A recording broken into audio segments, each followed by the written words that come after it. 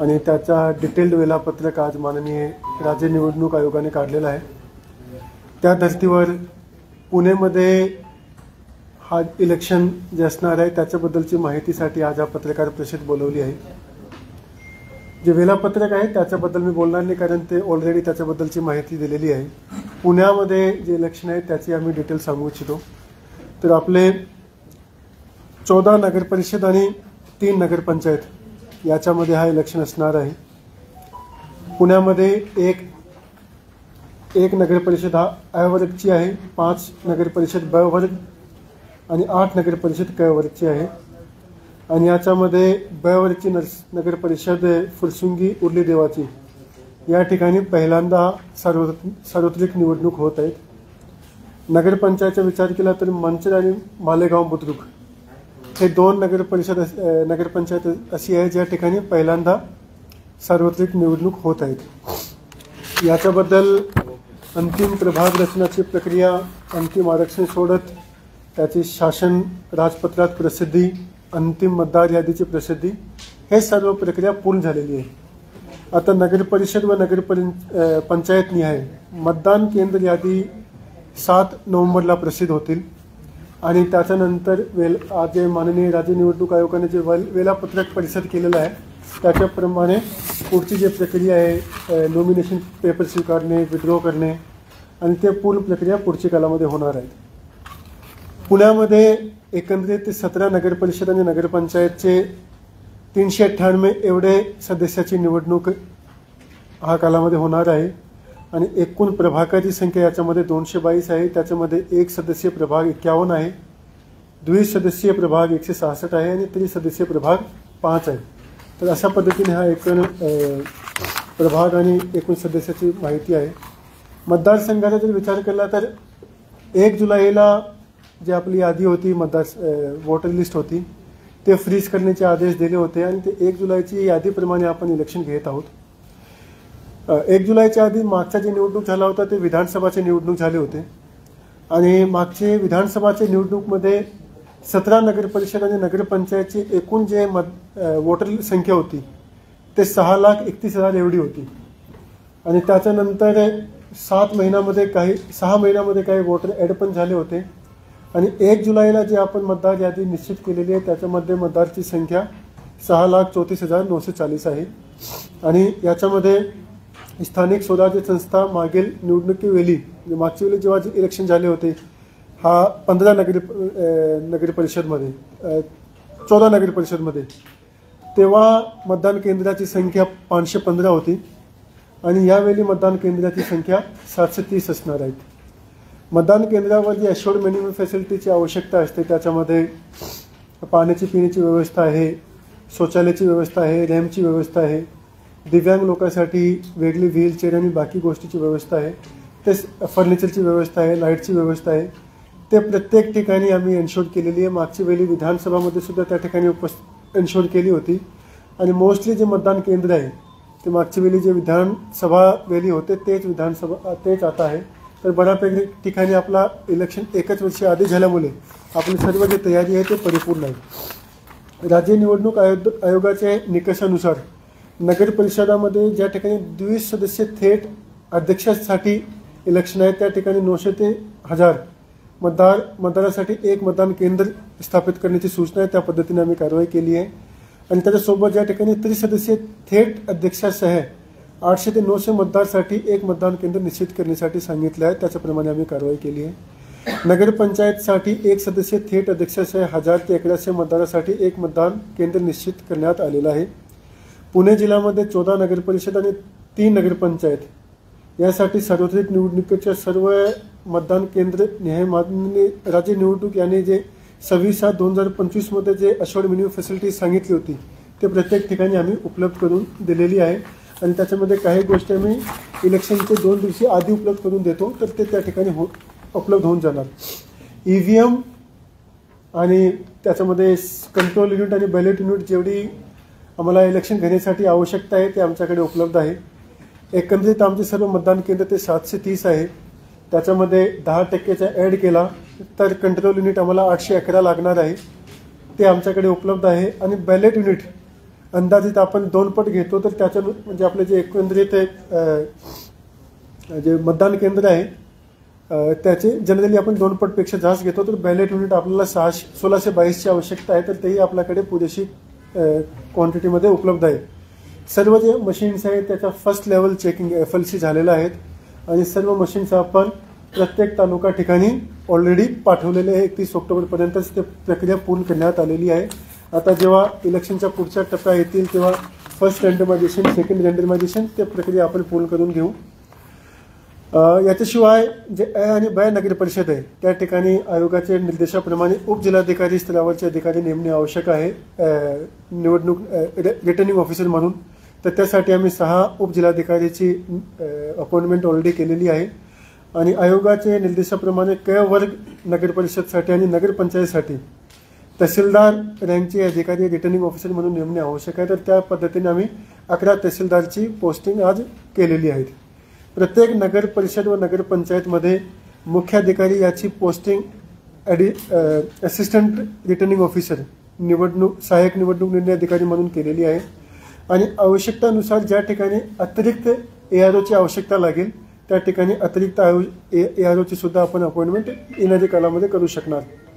मतदान केंद्रानिहाय एकूण 810 मतदान केंद्राध्यक्ष व 3240 इतर मतदान अधिकारी एवढे मनुष्यबळाची आवश्यकता नगर परिषद व नगरपंचायत इलेक्शन घेण्यासाठी आपल्याला लागणार आहे आणि तेवढा मनुष्यबळ आपल्याकडे सफिशियंट क्वांटिटीमध्ये उपलब्ध आहे आणि त्याची ट्रेनिंग आणि बाकी प्रक्रिया जी आहे ते शासनाचे डायरेक्शनप्रमाणे आयोगाच्या डायरेक्शनप्रमाणे केले जातील. इलेक्शनसाठी महत्त्वाचं आहे की हा इलेक्शन 3 वर्षानंतर होते आणि याच्याबद्दल खूप जास्त उत्सुकता आहे आणि ते असताना लॉ अँड ऑर्डरची व्यवस्थासुद्धा सांभाळणे खूप जास्त आवश्यक आहे आणि त्याच्या अनुषंगाने आम्ही 5 दिवसाआधीच जॉईंट मीटिंग सर्व SDOज आणि SDPOजची घेतली होती. त्याच्यामध्ये मी उपस्थित होतो, आपले SP साहेब पण उपस्थित होते आणि कंप्लीट डिटेल आढावा सर्वांचा घेतलेला आहे. त्याच्यामध्ये काही लोकांवर आपल्याला प्रिव्हेंटिव्ह ॲक्शन पण घ्यावं लागते, ज्याच्यामध्ये काही ठिकाणी तडीपारची सुद्धा आपण ॲक्शन घेतो. तर त्या पद्धतीने ते प्रिव्हेंटिव्ह मेजर्स आहे जेणेकरून कुठल्याही ठिकाणी कुठल्याही प्रकारच्या लॉ अँड ऑर्डरची परिस्थिती निर्माण होऊ नये. त्यासाठी जे प्रिव्हेंटिव्ह ॲक्शन घेण्याची आवश्यकता आहे त्याच्याबद्दल सर्व डायरेक्शन्स SDOज आणि SDPOजला दिलेला आहे. SDOज आणि SDPOजला हा पण दिलेला आहे की इलेक्शन पार पाडताना महत्त्वाचं आहे की महसूल आणि पोलीस विभागामध्ये चांगला कोऑर्डिनेशन असला पाहिजे. तो कोऑर्डिनेशन चांगला असेल तर आपण खूप सुरळीतप्रमाणे इलेक्शन पार पाडू शकतो. तर तशी सर्व डायरेक्शन दिलेले आहे. मॉडेल कोड ऑफ कंडक्टबद्दल लोकांच्या मनामध्ये एक हे संभ्रम असतो की हा जे मॉडेल कोड ऑफ कंडक्ट आहे ते आता पूर्ण जिल्ह्यासाठी लागू झाला आहे किंवा त्या म्युनिसिपल काउन्सिलसाठी लागू झालेला आहे. तर त्याच्याबद्दल अशी क्लॅरिटी आहे की आता हा मॉडेल कोड ऑफ कंडक्ट जे म्युनिसिपल काउन्सिल आणि नगर परिषदमध्ये इलेक्शन डिक्लेअर झालेलं आहे तिथेपर्यंतच असणार आहेत. मात्र कुठलाही डिसिजन घेताना डायरेक्टली किंवा इनडायरेक्टली त्या म्युनिसिपल काउन्सिल किंवा त्या नगर परिषदवर त्याचा इफेक्ट नाही झाला पाहिजे. त्याचा डिसिजन बद्दल काही जर शंका असेल तर जे इलेक्शन कमिशन ऑफ इंडियाचे जे क्रायटेरियाज आहे ज्यासाठी आपण ज्याच्याद्वारे आपण विधानसभा इलेक्शन लोकसभाचे इलेक्शन घेतो त्याच्यामध्ये जे डायरेक्शन आहे ते फॉलो करण्यासाठी राज्य निवडणूक आयोगाने सांगितलं आहे आणि कुठे जर काही शंका असेल तर त्याने लेखी स्वरूपात आम्हाला विचारावं तशा पद्धतीने डायरेक्शन दिलेले आहे. तर आजपासून हा सर्व म्युनिसिपल काउन्सिल एरियामध्ये आणि नगर परिषद एरियामध्ये नगरपंचायत एरियामध्ये हा मॉडेल कोड ऑफ कंडक्ट आजपासून लागू झाला आहे. ते कंटिन्यू राहतील जेव्हापर्यंत इलेक्शनची पूर्ण कारवाई संपत नाही तेव्हापर्यंत. आणि इलेक्शनबद्दल जे बाकी गोष्टी आहे लोकांमध्ये जनजागृती करणे, सर्व जे आमचे टीम्स आहेत ट्रेनर्ससाठी जे आमचे नोडल ऑफिसर्स आहेत, जनजागृती करण्यासाठी जे नोडल ऑफिसर्स आहे, कायदा व्यवस्थापन एन्शोर करण्यासाठी जे नोडल ऑफिसर्स आहे, मतदान केंद्र निहाय जे पोलिंग स्टेशनमध्ये जे व्यवस्था आहे त्यासाठी वेगळे नोडल ऑफिसर्स आहे, वोटर लिस्ट जे आहे ते अपडेट करणे आणि त्याच्या सफिशियंट क्वांटिटीमध्ये त्याची कॉपीज घेणे त्यासाठी नोडल ऑफिसरची अपॉइंटमेंट, EVM मॅनेजमेंटसाठी नोडल ऑफिसर अपॉइंटमेंट, हे सर्व गोष्टी आम्ही केलेली आहे. आणि आमची जी पहिली ट्रेनिंग आहे ते 31 ऑक्टोबरला पार पडली होती. त्याच्यामध्ये संपूर्ण पुणे विभागाची ट्रेनिंग या ठिकाणी झाली होती आणि याच्याशिवाय येणाऱ्या कालामध्ये 3 आणखीन ट्रेनिंग ह्या सर्व लोकांची असणार आहे. तर आम्ही हा इलेक्शन करण्यासाठी जे काही डायरेक्शन्स आहे राज्य निवडणूक आयोगाप्रमाणे त्याच्याप्रमाणे कंप्लीट तयारी आमची आहे आणि चांगल्या रीतीनं आम्ही हे पुढची प्रक्रिया पार पडू शकतो.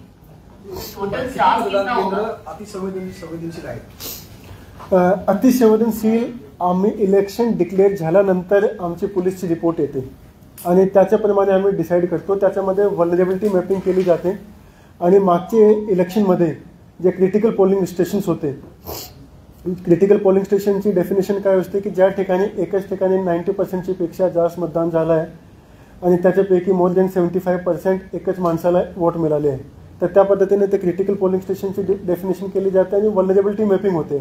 तर हे दोघंही प्रकारची जे कारवाई आहे ते आता आमचे जे फील्ड ऑफिसर्स आहे त्याच्याद्वारे आमच्याकडे रिपोर्ट येतील आणि त्याच्या अनुषंगाने हा कंटिन्युअस प्रोसेस आहे. म्हणजे आम्ही शेवटपर्यंत डिसाईड करत असतो की व्हलनरेबल क्रिटिकल पोलिंग स्टेशन आणि व्हलनरेबल पोलिंग स्टेशन किती आहे. तर याच्याबद्दल आता कारवाई चालू झालेली आहे आणि 6 तारीखला आम्ही अधिकृतरित्या हा इलेक्शन जिल्हाधिकारी स्तरावर जाहीर केला जातील आणि त्याच्यानंतर आम्ही कोणते पोलिंग स्टेशन व्हलनरेबल म्हणून डिक्लेअर करायचे आहे त्याची यादी जाहीर करून त्याची माहिती तुम्हाला उपलब्ध करून देऊ. So just one small thing regarding the staff required 3240 is what is mentioned. So वो और कितना मतलब पुलिस का भी included बोल रहे हैं? No, this is only the personal people at the polling. This number is only for the polling station presiding officer plus additional polling staff. Right. Other than that, we will require additional polling staff, other officials from police department and other departments as well. Right. So that is a separate manpower that we will require. So that comes around some 8,000, 9,000 people will require for this election. Sir, in the Mumbai press conference, there was a discussion about this duplicate names. उसमें double star के ऊपर उन्होंने stress KIA था. तो पुणे में ऐसे कितने सारे आपने आइडेंटिफाई किया है? If we can get a number and what will be done, that can be also shared. देखो उसमें आता जे आपली प्रेस कॉन्फरन्स झाली राज्य निवडणूक आयोगाची त्याच्यामध्ये तुम्ही सुद्धा क्लिअर केलं आहे की बरेचशा ठिकाणी लोकांचे डबल नाम किंवा ट्रिपल नाम आहे, पण त्याच्यामध्ये हा स्पष्ट आहे की त्याने सुद्धा सांगितलं की वोट टाकताना आम्ही हा एन्शोर करणार आहे की त्यांना संधी जी आहे ते एकाच ठिकाणी मिळाली पाहिजे. सिस्टम काय आहे तुम्हाला मी सांगतो की ग्रामीण भागामध्ये काही लोक असतात, ते ग्रामीण भागामध्ये सुद्धा त्याच्या घर आहे आणि मग त्याच्यानंतर ते शहरी भागामध्ये शिफ्ट झाले तिथे सुद्धा त्याच्या घरी आहे आणि दोघंही ठिकाणी आता त्याचे नाव आहे आणि त्यापैकी एक नाम जे डिलीट करणे अपेक्षित होता तर मागच्या वर्षी आपण मोठ्या प्रमाणावर केले होते, पण अजूनही असे लोक आहेत ज्याचे दोघंही ठिकाणी नाव आहे. तर आता राज्य निवडणूक आयोगाच्या डायरेक्शनप्रमाणे तसा नियम पण आहे की त्यांना वोट टाकण्याची जी संधी आहे ते एकच ठिकाणी मिळणार आहेत. त्याचा कॅल्क्युलेशन आम्ही केलेला आहे की आम्ही आयडेंटिफाय केलेले आहे, त्याचा नंबर आम्ही तुम्हाला उपलब्ध करून देतो प्रेस नोटद्वारे. प्रेस नोटमध्ये आहे आमच्याकडे. मला एक्झॅक्ट आयोगाच्या वेबसाईटवरून जे नगरपालिका नगरपंचायती तर 17,744 हे संभाव्य म्युनिसिपल काउन्सिलचे एरियाबद्दल सांगतो मी, म्हणजे संपूर्ण पुण्यासाठी मी सांगतोय, पण म्युनिसिपल काउन्सिलसाठी सांगतोय की आमचे जे एकूण वोट आहे ते जवळपास 6 लाख आहे. त्यापैकी जवळपास 17,000 वोट जे आहे ते डुप्लिकेट किंवा ट्रिप्लिकेट आहे आणि त्याची आमच्याकडे संपूर्ण माहिती आहे. त्यांना वोट देताना एकच ठिकाणी संधी मिळणार. येस येस, त्या ठिकाणी ते चेक केले जातील. पहले एक बार इलेक्शन का कंप्लीट करें. फुरसुंगी आणि उरळी नगर परिषदेसाठी प्रथमच मतदान होते, त्या संदर्भात काय तयारी केली आहे का? कारण की अनेक लोकांचं कन्फ्युजन होतं ते पालिकेची. याच्याबद्दल आपली तयारी पूर्ण ज्या पद्धतीने बाकी ठिकाणी झालेली आहे ना त्याच पद्धतीने या ठिकाणी पण तयारी सेम आहे. सेमचा अर्थ काय आहे की जरी हा इलेक्शन म्युनिसिपल काउन्सिल किंवा नगर परिषदचा होत असेल तरी आपले बऱ्यापैकी जे मतदान केंद्र असतात ते जे विधानसभामध्ये जे आपण वापरले होते तेच मोस्टली आपण त्याच ठिकाणचे वापरतो. आपल्याला वेगळा काय करावं लागते की जी आपली मतदार यादी आहे त्याचा बायफ्रिकेशन त्या म्युनिसिपल काउन्सिलप्रमाणे झाला पाहिजे. तर ते आपण ऑलरेडी केलेलं आहे आणि त्याची प्रसिद्धी 7 तारीखला करणार आहोत. आणि फुरसुंगी उल्लूची देवाची सोबत मंचर आणि मालेगावमध्ये सुद्धा पहिल्यांदा इलेक्शन होते आणि त्या ठिकाणी सुद्धा आपल्याला जे काही इलेक्शन करण्यासाठी आवश्यक आहे त्यासाठी आपली सर्व तयारी आहे, त्याच्यामध्ये काहीच अडचण नाही.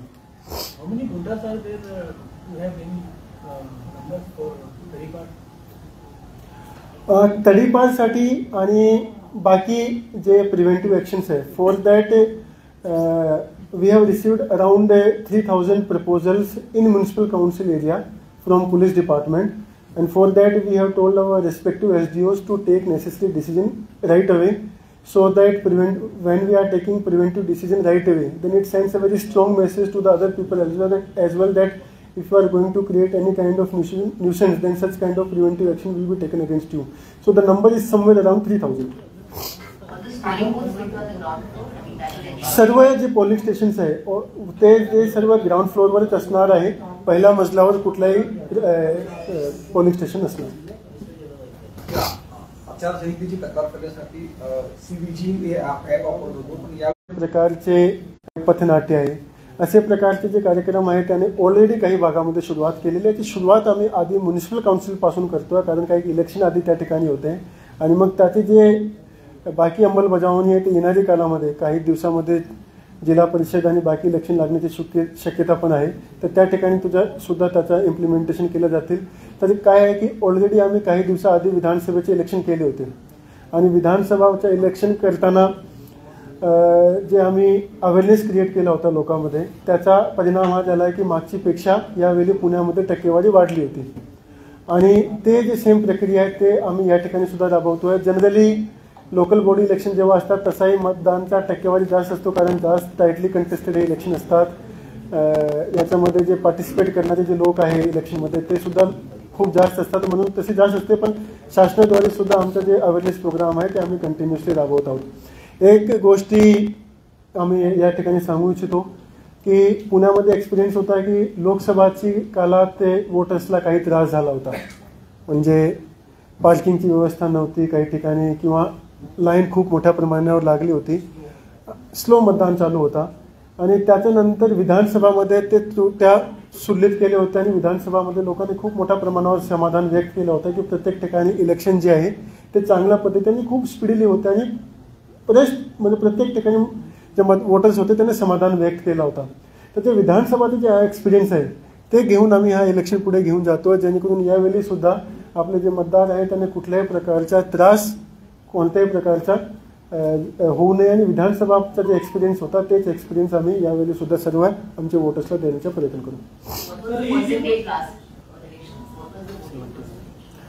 टोटल म्युनिसिपल काउन्सिलमध्ये जे पर्सेंटेज होता सर्वांचा एकत्रित ते जवळपास 71% होता, आणि आमचा हा यावेळीचा टार्गेट आहे की तसाही 1-3 वर्षानंतर हा इलेक्शन होईल म्हणून लोकांमध्ये सुद्धा उत्सुकता आहे, तर किमान 75% पेक्षा जास्त यावर्षी हा झाला पाहिजे. आणि त्याच्यामध्ये महत्त्वाचं काय आहे की मागच्या वेळी जेव्हा आपण हा इलेक्शन घेतला होता तेव्हा डिलिशनची प्रक्रिया केली होती, आणि यावेळीची डिलिशनची प्रक्रिया विधानसभाच्या आधी केली आहे, त्याच्यामध्ये खूप मोठा फरक आहे. विधानसभा लोकसभा यावेळी जेव्हा 2024मध्ये झाले होते तेव्हा आपण दुबार नाम किंवा डेड वोटर्स असे प्रकारचे जे वोटर्स होते त्याची डिलिशनची प्रक्रिया खूप मोठ्या प्रमाणावर केली आहे. तर त्याचाही जर आपण विचार केला तर 3-4% तर साहजिक वाढला पाहिजे, आणि मग जास्त अवेअरनेस आपण केला, लोकांमध्ये जास्त उत्सुकता आहे, तर मला वाटतं की आपण यावर्षी 75% वोटिंग जे आहे ते इझिली क्रॉस करू शकतो.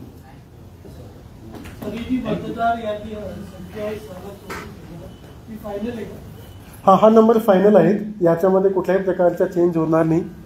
एवढा मात्र थोडा चेंज होऊ शकतो की समजा आमचे कुठले प्रांत तहसीलदार किंवा चीफ ऑफिसरचे असा निर्देशनास आला की ग्रामीण भागाचे वोट शहरामध्ये जोडलेले आहे किंवा शहरा भागाचे वोट जे ते ग्रामीणमध्ये जोडलेले आहे, तर तेवढा दुरुस्त करण्याचा अधिकार त्यांना अजूनही 7 ते 11 म्हणजे शेवटचा जे पब्लिकेशन आहे त्याच्यामध्ये आहे. पण हा जे नंबर आहे ते फिक्स आहे, त्याच्यामध्ये कुठल्याही प्रकारचे डिलिशन किंवा ॲडिशन होऊ शकत नाही.